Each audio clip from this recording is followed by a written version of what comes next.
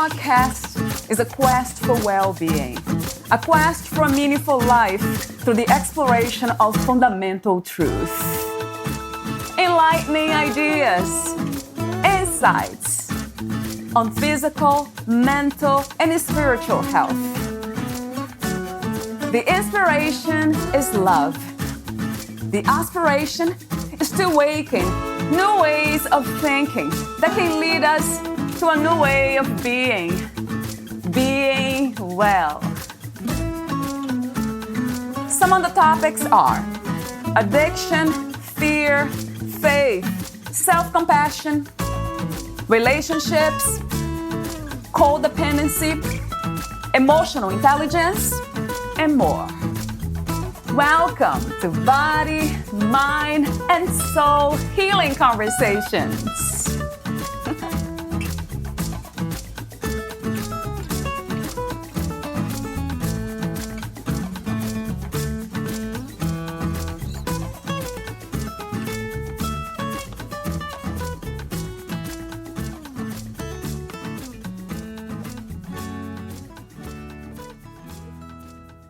There is hope, holistic approach to addiction. In this episode, I'll be having a conversation with Michael Roth. Michael Roth is an experienced holistic addiction and wellness specialist. He's a certified addictionologist with a specialty in compulsive behaviors and disorders, a certified sexual addiction recovery coach. He is a Certified Intimacy Anorexia Coach and a nationally certified life coach. He's also an author and a speaker. In his book, Sex and Love Addiction Recovery, he outlines master steps to creating any form of change. Michael Roth has been practicing in California for over 34 years. He has spent the last 3 decades learning new cutting-edge modalities that allowed him to give his clients the most effective and modern care available. His approach is holistic, meaning that he addresses each client as a whole person with an emphasis on the body-mind connection. Here is the interview with Michael Roth.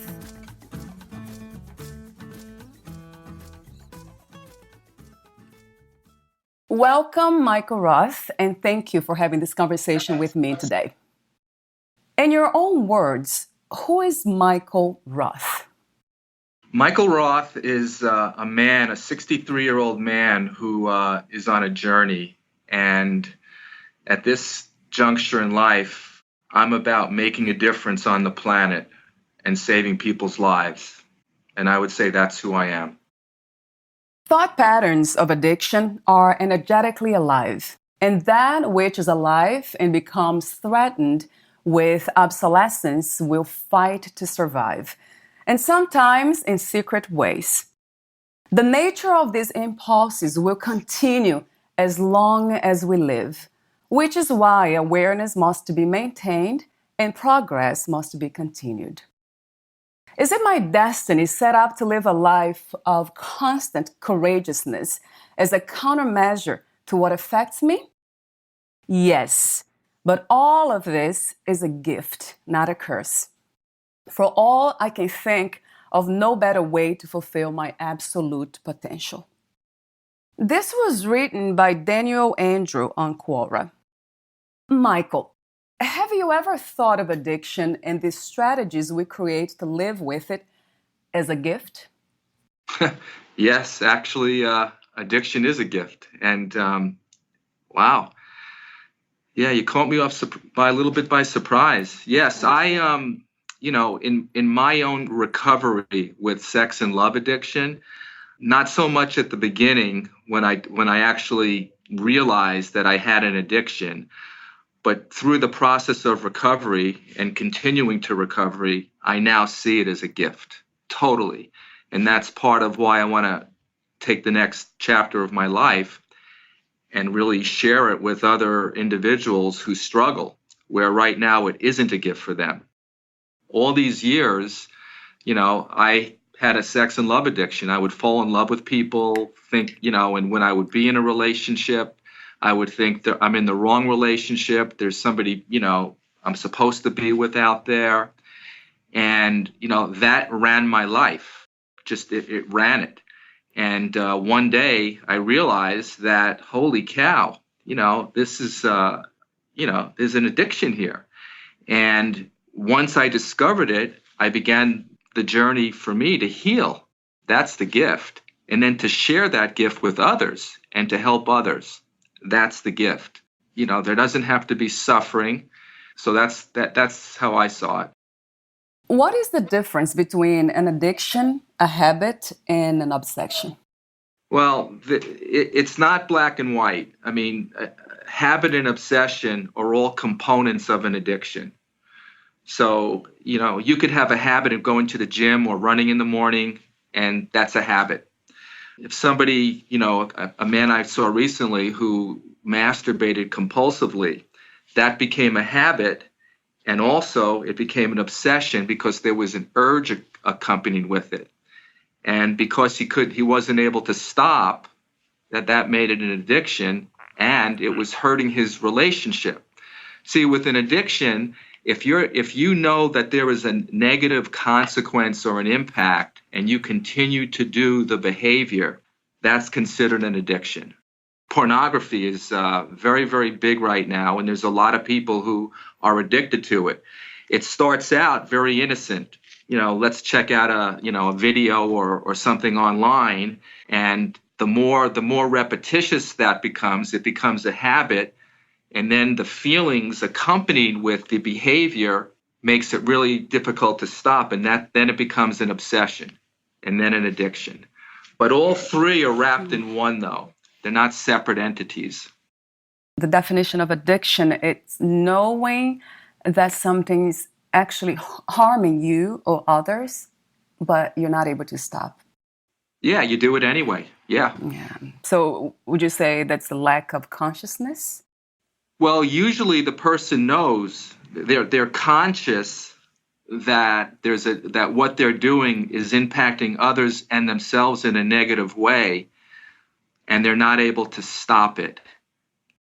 Because knowing something doesn't carry the day. Because if you look at, I live in California, if you look around, there's a lot of people who are obese.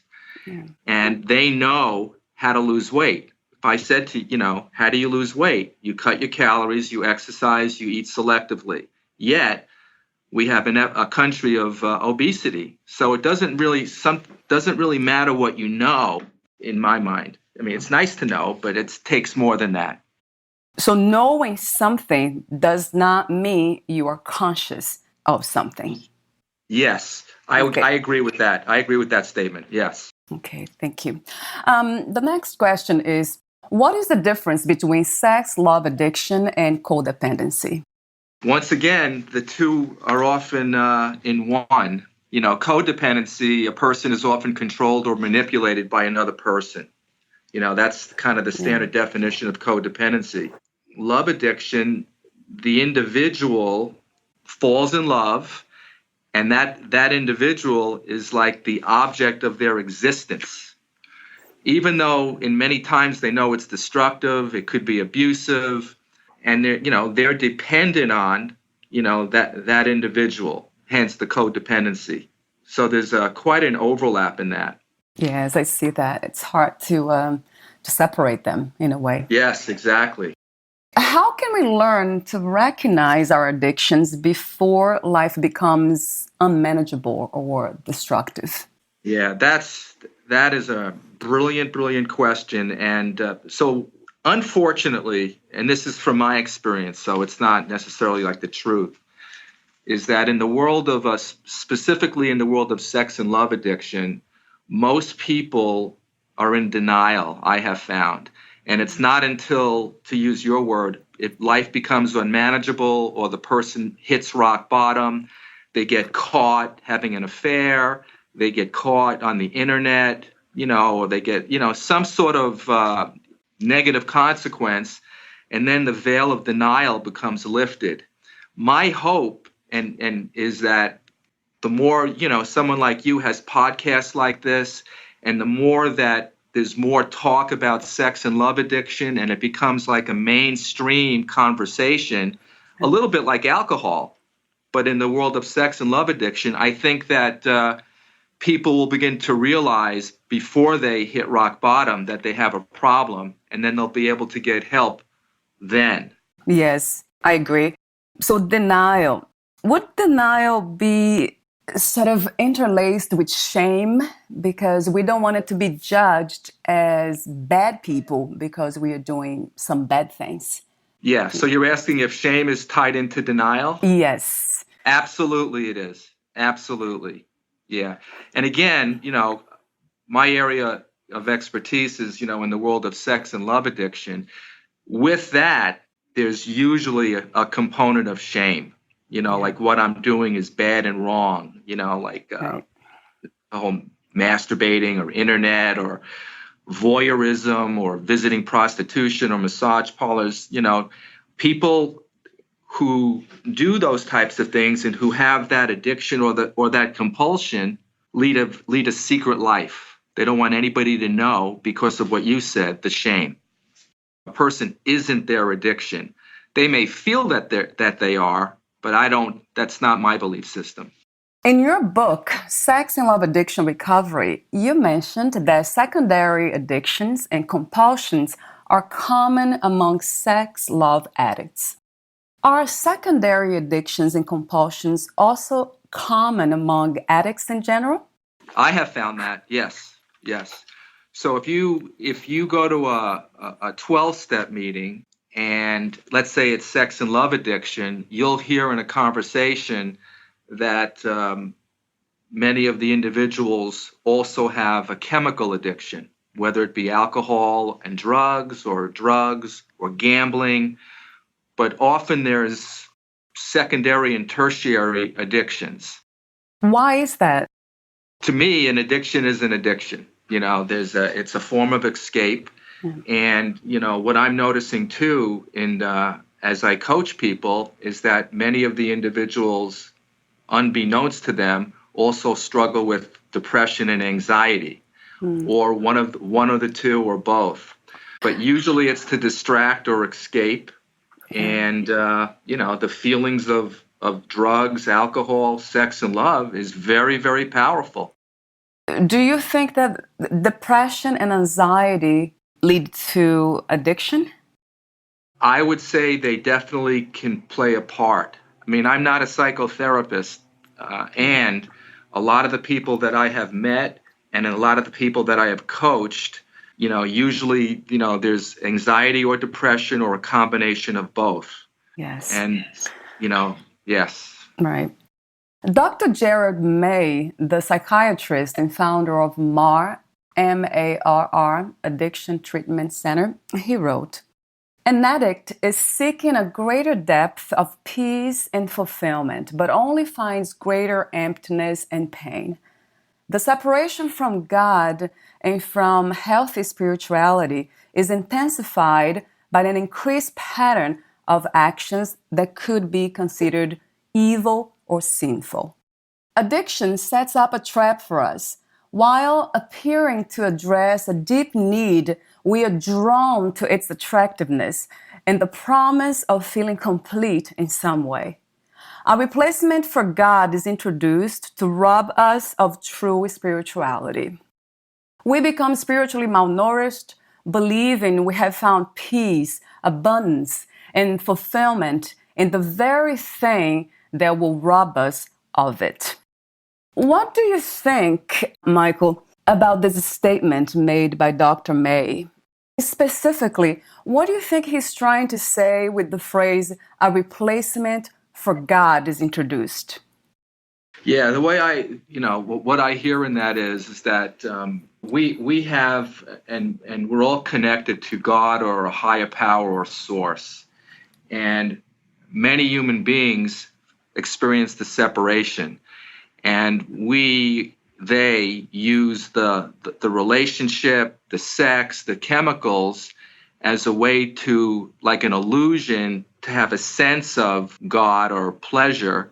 and then it's over. Then the relationship is over, the act is over, the chemical wears off, and then there's this huge emptiness because the chemical or the person or the sex is used as as the drug or a way to experience God. Right. I would like to understand this better from your perspective. You said that we are connected to God. What is God to you? Yeah, how do I explain that? So I believe that everything is source, and I'm using the word source, God, in the same as consciousness. Mm. All that is God, and we are God. You and I, inside of us, we are and are connected with God or a higher power or consciousness. That's a fundamental belief that I have. And Yes. the game, what I call the game, is to experience that within myself rather than looking outside of myself to have that experience. How do you experience this connection with God within yourself? One of the ways that I can do that is I could meditate. I could, close my eyes and go within and get really quiet and have that experience.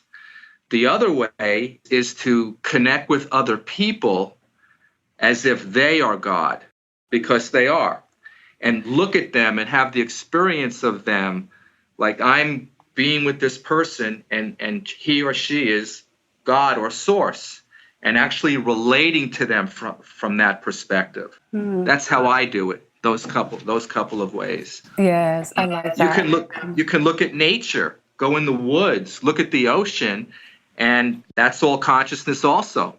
Yeah, so in a way, we are connected to everything, but we need to find that source, as you call it, within first, right? So we're able to identify what that feels like, that connection. Yes. It's hard to describe, isn't it? Very hard to describe until you've experienced it once, and then off you go.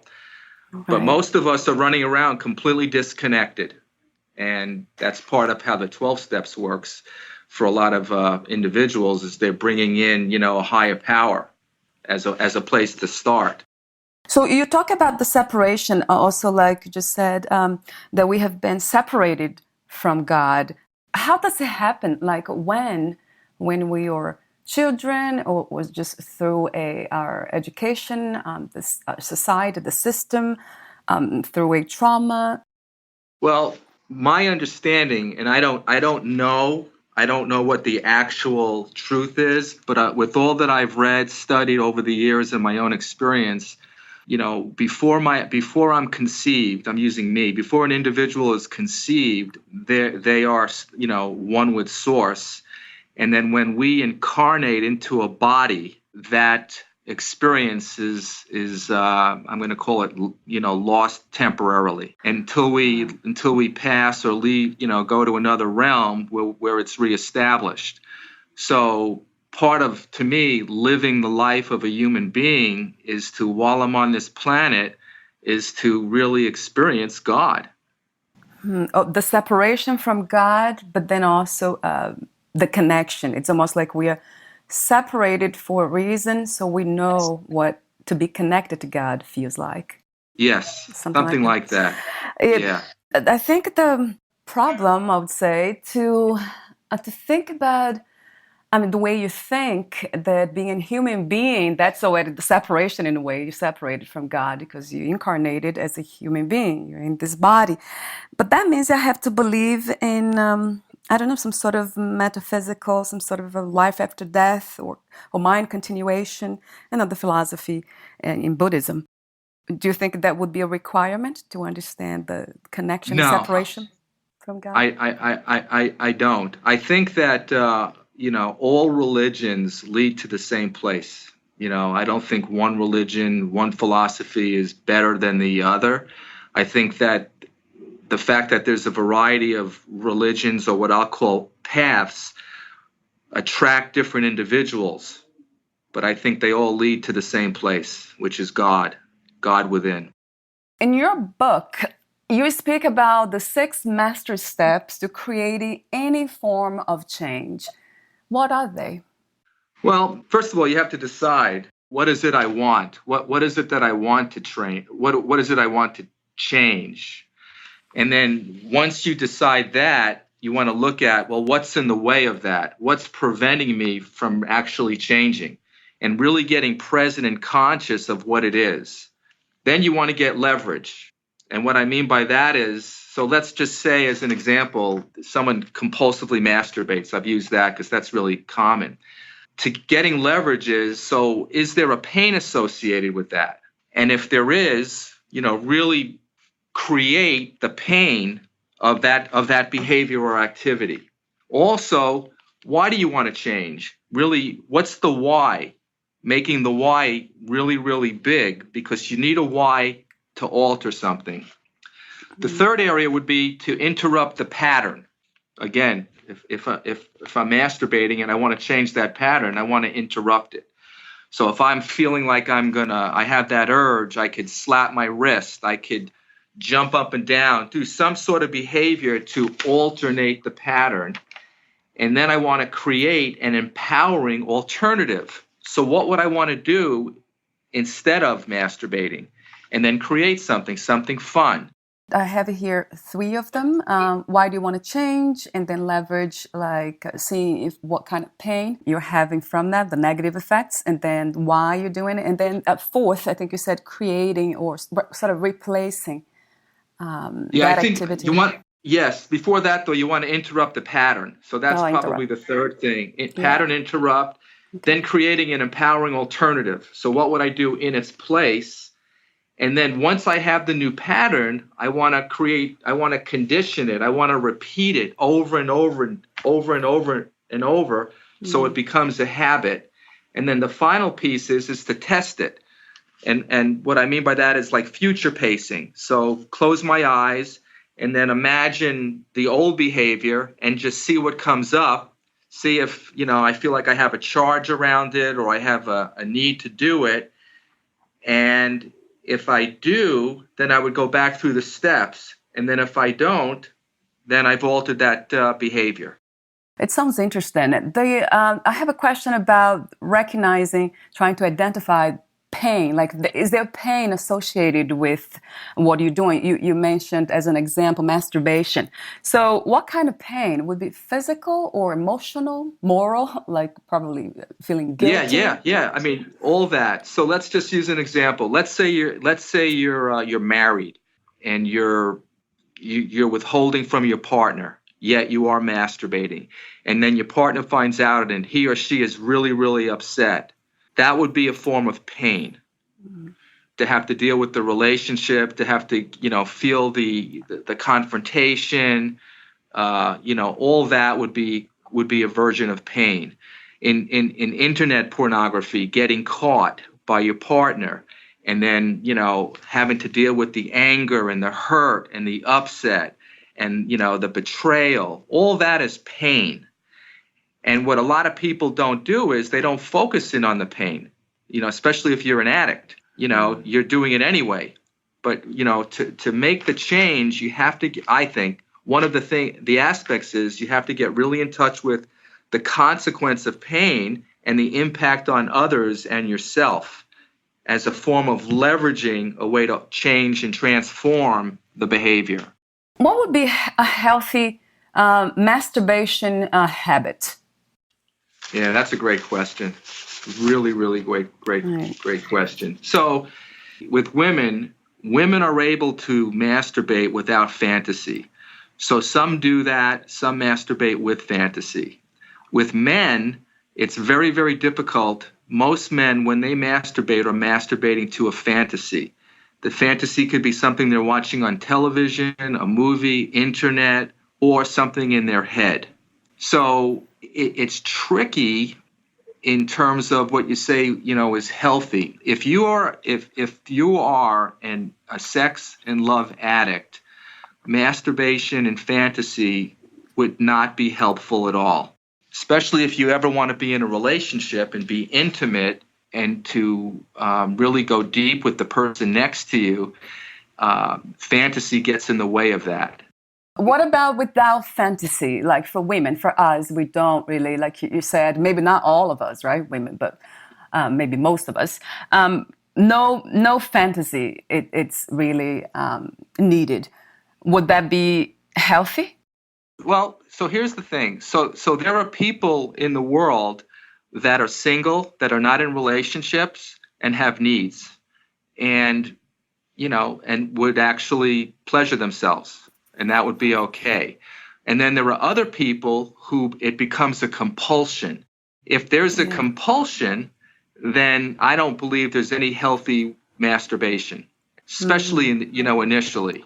The once in a while thing I would think would be considered healthy. The daily ritual, then it's entering the world of compulsivity. And then you want to ask in the world of intimacy, because there's something called an intimacy anorexic, where they would prefer to be with themselves rather than being with another person and then creating distance. So the line is once in a while, fine.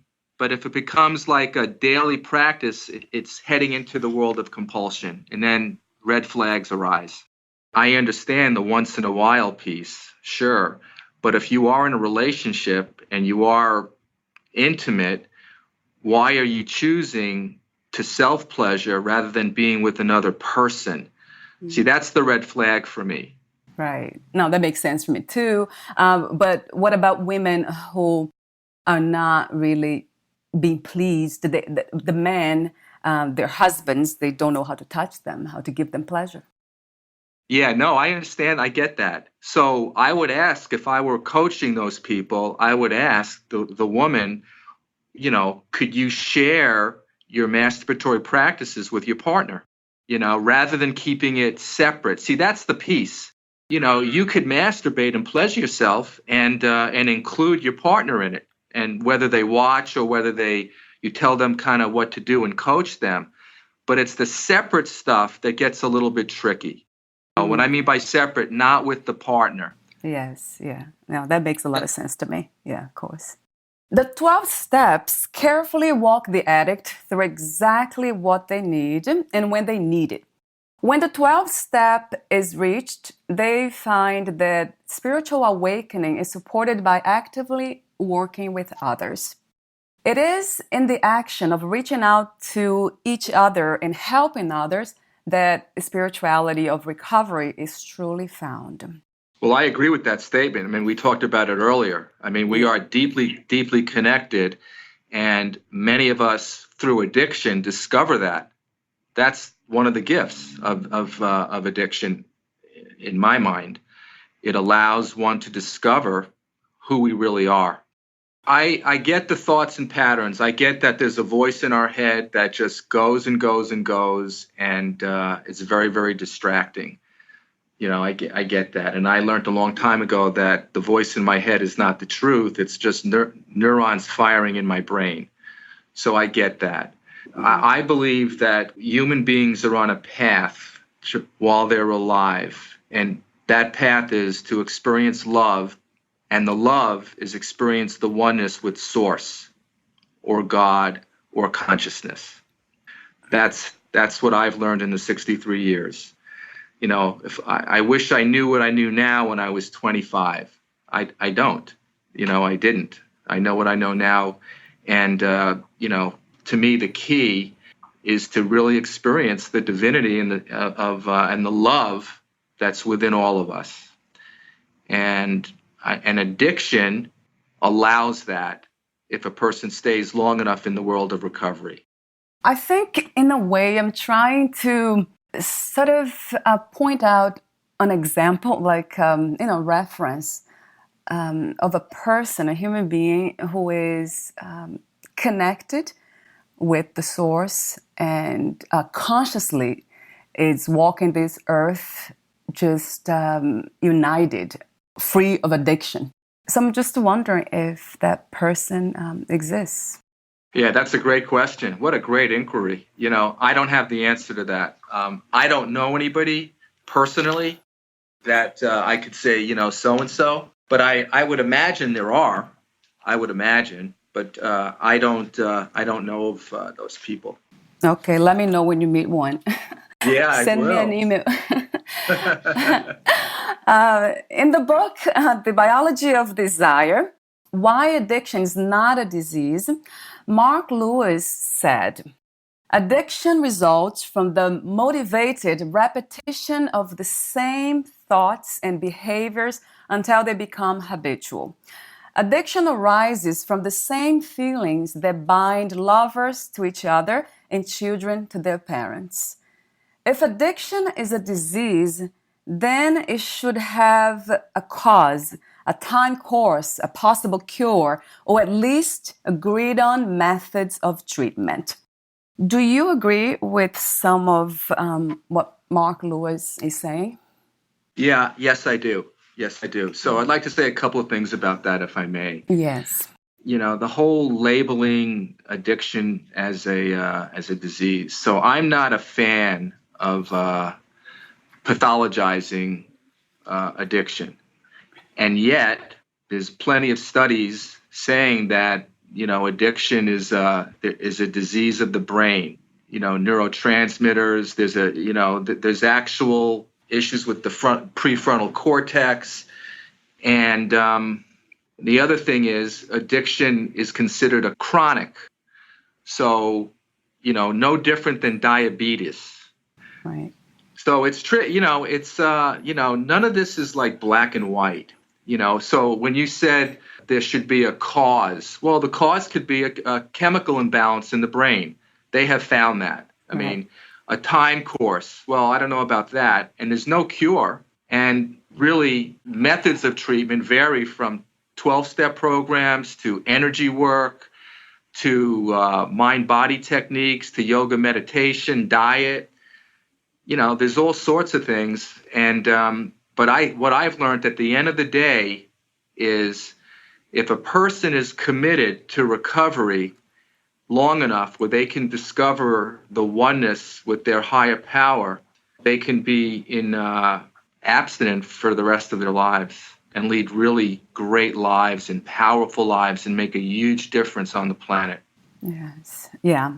I think one of the reasons most addicts, they are in denial, or they choose to be in denial, it's because of that label, disease. They don't want to really be judged or titled like ill. I think this is actually, it gets in the way, the word disease for addiction.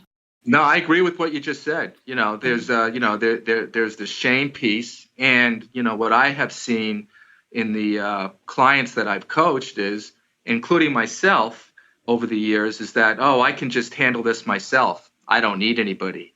I don't, I can do it. I can do it. And some can, most can't. Most need some sort of support, whether it's a therapist, a doctor, a recovery coach.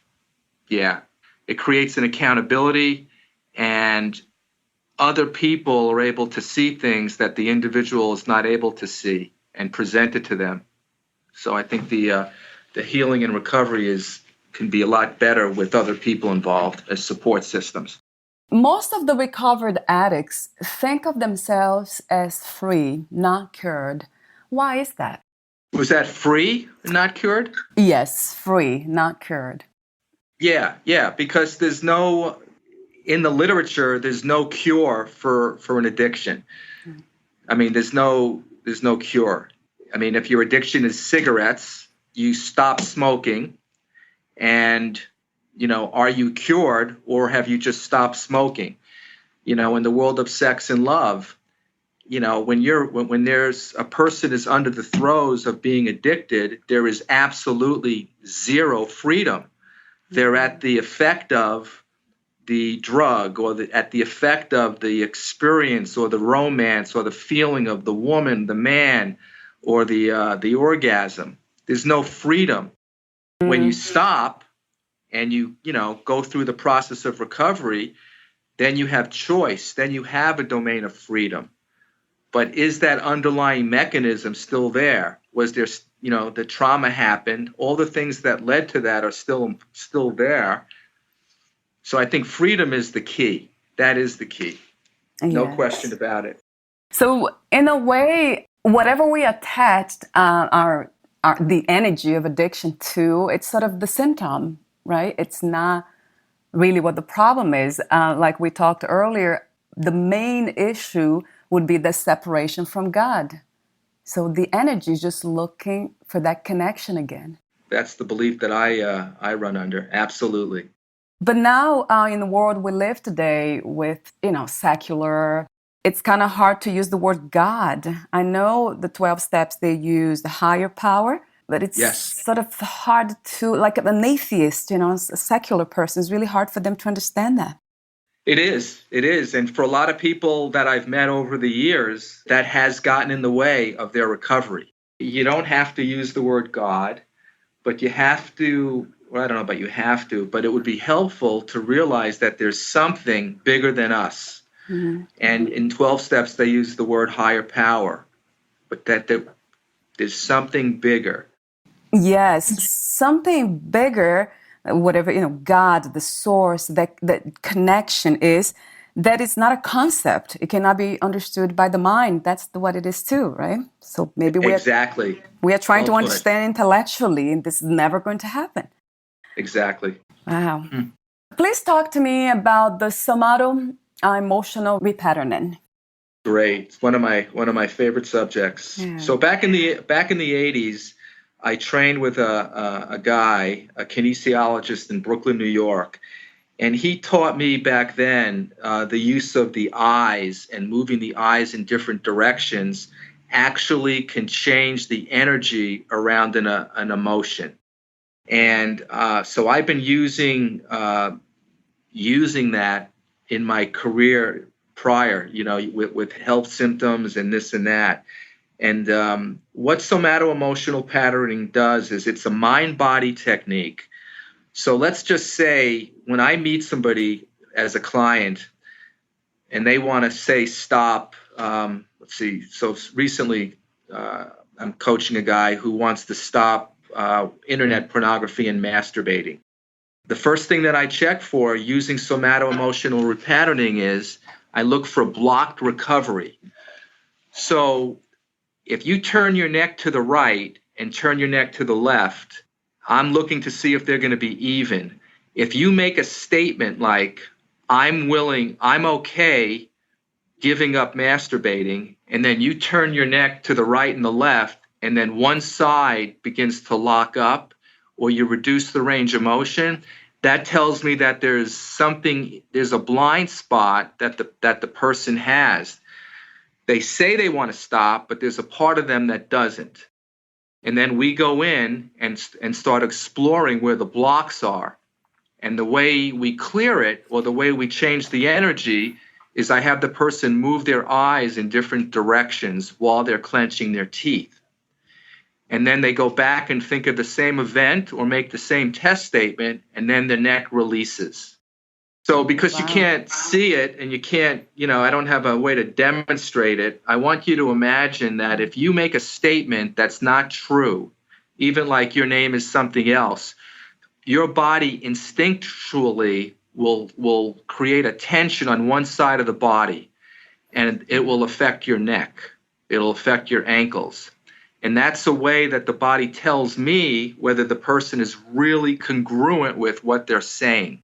I use it as a feedback mechanism because, again, when somebody's in front of me, whether I'm doing it on Skype or FaceTime or face-to-face, people think and say that they want something, but there might be a block in the way. So that's the first part of this. Back in the day, people would say, oh, I want to lose weight. And then they'd stick their arm up and I would muscle test them and then their arm would go down. They want to lose weight, but there's a part of them that doesn't. Well, it's the same thing with addiction recovery. People want to stop their addiction and they think they do. And this brings up what's in the unconscious to conscious, because a lot of people don't realize that they don't want it, that there's a block. So this is a real live on the court where the person could feel, wow, yeah, I made that statement and now I can feel my neck is tense on one side, but not the other. So it gives them a direct feedback mechanism that, wow, maybe I'm not, maybe there is a block. And then we explore the block.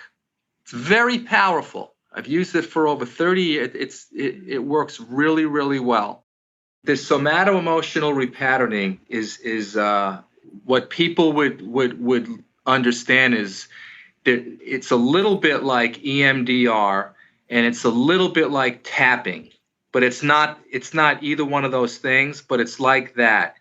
And it has nothing to do with unlearning anything. It's about bringing to awareness what was beneath the awareness. And then once we find what was, once we bring it up to awareness, then the individual says, oh, wow, I got a hit. It was something that happened when I was, blah, blah, blah.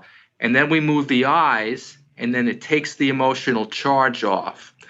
But the real beauty is self-discovery. That's the beauty, because a lot of this stuff's under our awareness.